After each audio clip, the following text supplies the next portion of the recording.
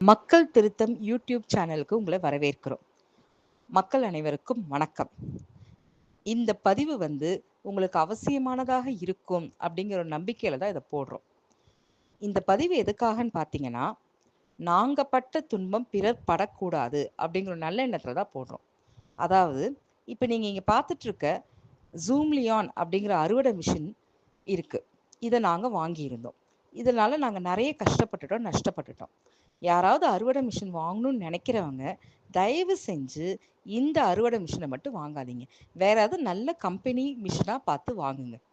இது விற்கும் போது பார்த்தீங்கன்னா டீலர்ஸ் எங்களுக்கு எப்படி தெரியுமா பிரெயின் வாஷ் பண்ணிட்டாங்க. இந்த மிஷின் நல்லா இருக்கும், நல்லா உழைக்கும், எந்த பிரச்சனையும் இருக்காது, ஸ்பேர் பார்ட்ஸ் கண்டிப்பாக கிடைக்கும் அப்படிங்கிற மாதிரி நிறைய பேசினாங்க. மின்னுவதெல்லாம் பொன்னல்ல அப்படிங்கிற ஒரு பழமொழிக்கு இந்த எக்ஸாம்பிள் நல்ல ஒரு எக்ஸாம்பிளாக இருக்கும்னு நினைக்கிறேன். அதாவது, இந்த மிஷின் நல்லா இருக்கும், நல்லா உழைக்குங்கிற நம்பிக்கையில் வாங்கினோம். ஆனால் எங்களுக்கு நஷ்டம் மட்டும்தான் கிடைச்சிது.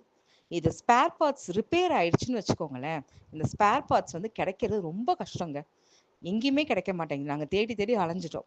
அதே மாதிரி இது எங்களுக்கு வித்த டீலர்ஸே இப்போ இல்லைங்க. அவங்களே கடையை சாத்திட்டு போயிட்டாங்க.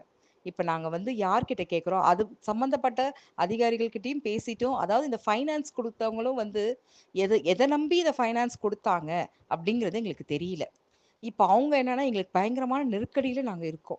நஷ்டத்துலேயும் போகுது, ஃபைனான்ஸும் கட்ட முடியல, என்ன பண்ணுறதுன்னு தெரியாத ஒரு நிலைமையில இருக்கோம்.